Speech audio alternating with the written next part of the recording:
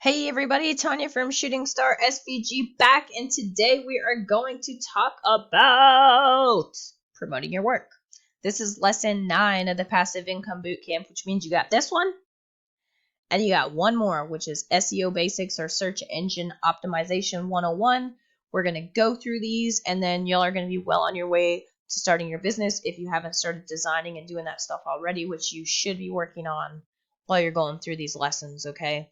And if you haven't already, go ahead and click like and subscribe below. That keeps me motivated to keep on going with these videos, but it also gives you a notification on YouTube when I post a new video on passive income, because once these 10 lessons are done, I am not, okay?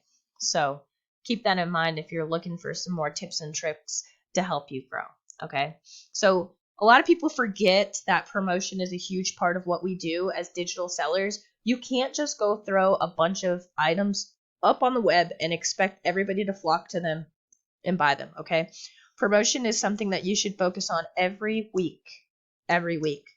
I know that I work on promotion 2 or 3 times a week, whether it's 5 minutes or an hour, okay? If I'm pinning to Pinterest or posting stuff on my Facebook group or getting a video up on YouTube and optimizing that, there are a ton of different things that I do when I'm promoting my work, and you just want to make sure that you understand if you do not promote your work, you will not make any sales, because you will just be out there floating in the World Wide Web with no purpose, and it's not going to work for you. You're going to get frustrated and you're going to quit because you're not making any sales. So don't expect to throw a bunch of stuff up on the internet and become rich overnight, because that's not going to happen. All right.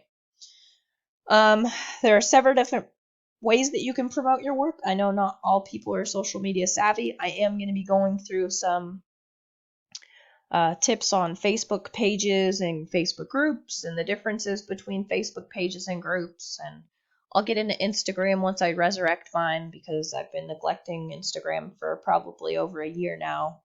Pinterest, which I've really been focused on in the past 8 months or so, 5-6 months or so. And also mailing lists and cross promotion, which I haven't really dabbled a lot with, although I am in the works of working on a deal with some local craft stores to have them advertise my blog to kind of help people. Okay, so again, to recap, promotion is also part of your job, okay? And there's a lot of different ways that you can promote. So the first one I'm going to get into is Facebook. This is one of the largest social media platforms out there. It's constantly growing and evolving, and there are a ton of customers on there, okay? So keep that in mind. I have created a list of Facebook groups for promoting your work for SVGs, and I'll get that up very shortly. I just haven't had the opportunity to upload it. But I always recommend on Facebook, you can join groups that, here's my Facebook group here, and I haven't really promoted it too much. I do have 200 members. And that grows every day depending on where and what I'm posting. And here I can provide, my blog posts in different links and things of that nature to communicate that. I also share these group posts directly on my personal page on occasion, although I don't like to cross the two. And I also do use Facebook groups to do promotion. So if you click on my profile on Facebook, and feel free to go find me if you'd like, I don't really care. I'm no stranger to Facebook friends. You can see that it's a bit of a different look than if you're on your mobile, but if you have a Facebook page, you can actually put your name in the intro here. So I do have a Facebook page just specifically for that. It is linked to my group. I do not promote my Facebook page at all. And you can see that the pinned post is go to my group, okay? The first post you see on my page is go to my group, okay? And I have posted other things on here and have since stopped. So you can see my last post was in November of 2019, and I just tell people, go to my group. That's where I post everything, okay? But I do have most of my information filled out, and people do go ahead and click a like on here. I have to visit the group here, so it will link you directly to the group, but that's where the bread and butter is in my group, okay?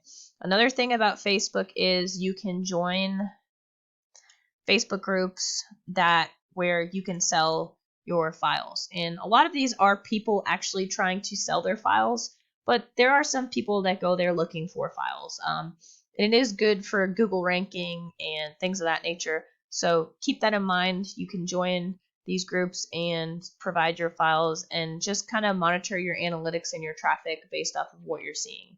So I will post the list for SVG sellers on this. You can find plenty of groups of stuff in your niche. And I actually like to join, Silhouette Cameos, the machine that I own. So I get in those groups to talk to people and also, show people some of my physical products, because then when I show physical products, I can actually message people a link, or people will message me a link to, where I got my file. And most of the time I'm using the files that I've created myself. So keep that in mind too. You can build relationships with people and make some money that way. And that's just more of a type of like passive or latent advertising. So that's kind of Facebook in a nutshell. Use Facebook pages, Facebook groups, and join relevant groups to provide your files or be able to promote your files. I don't spend a ton of time on Facebook. Instagram is another one. I mean, this is a visual place. I haven't posted on Instagram since August of 2019. Okay, 27 weeks. I'm going to be looking into IG a little bit more this year, so I will keep you guys posted. But here, you just want to make sure that your hashtags are relevant. You can see this has my wicked old branding on it. Some of my older like physical products that I've created and things of that nature. So I was really focused on physical product creation for a while. I was with Chalk Couture for a while. And now I'm at the point where I'm over it.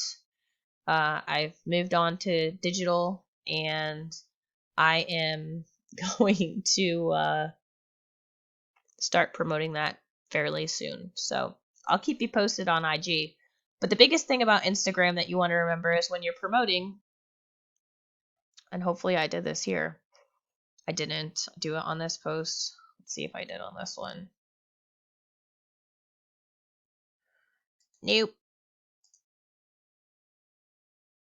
All right. Usually what I do, I don't know why I didn't do it, is I will add 3 or 4 hashtags, and then I will add hashtags in the comments. Okay.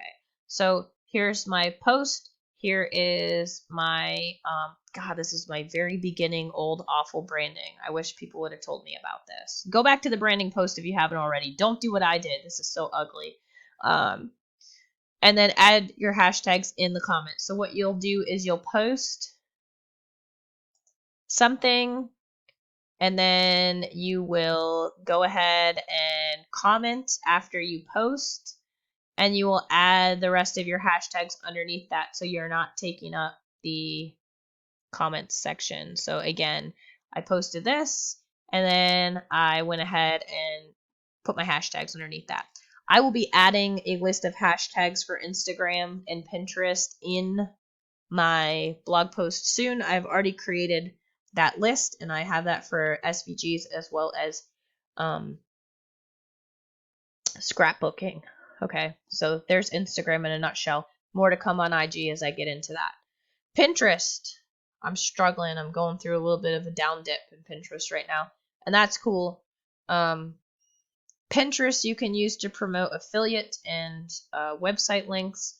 I'm just going to go ahead and show you guys my analytics, because although it seems like everything is dropping, let me show you this. So I can go look at this, and this is all pins. You can see my super deep cutoff right here. And I expected this to happen, right? Because December is always a super popular time. I always watch my traffic dip dramatically when after the holidays. And it's usually the slowest between January and June.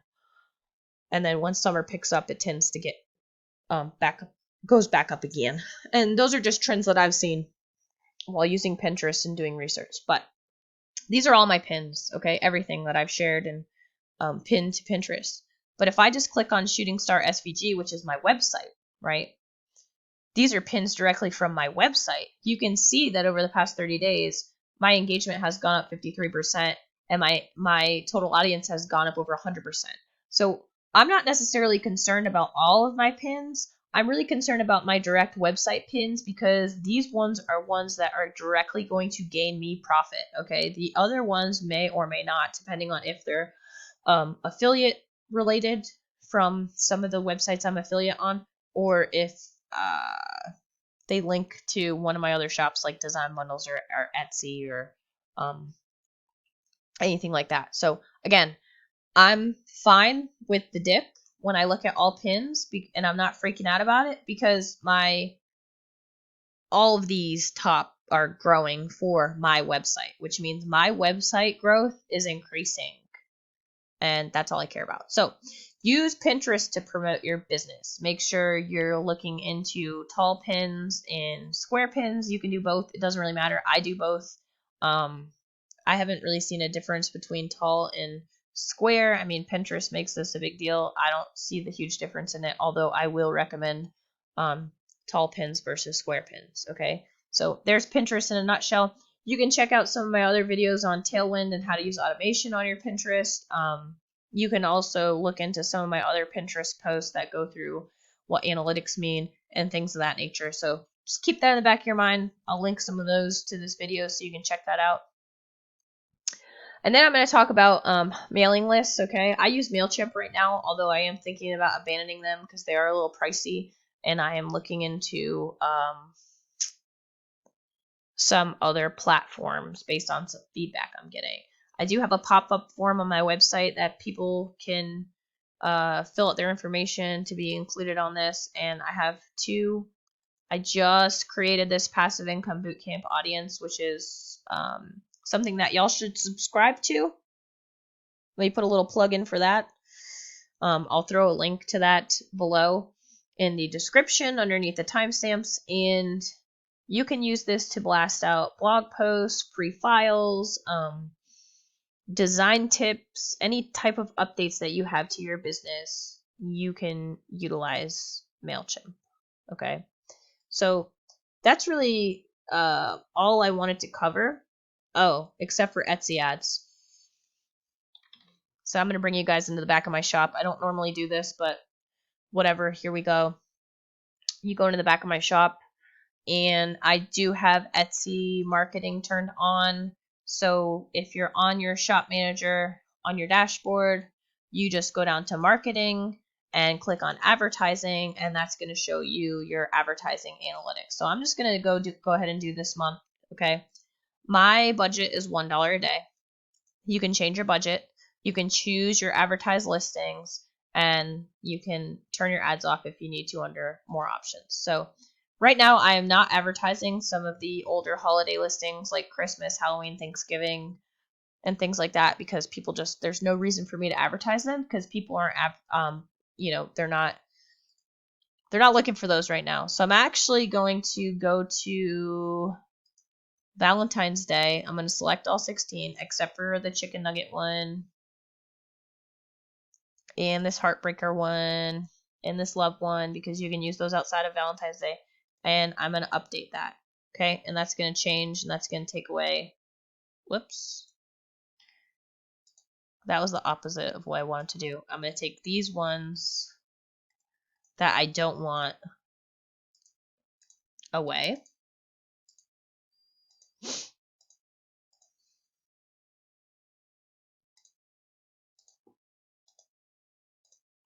And then they won't be advertised.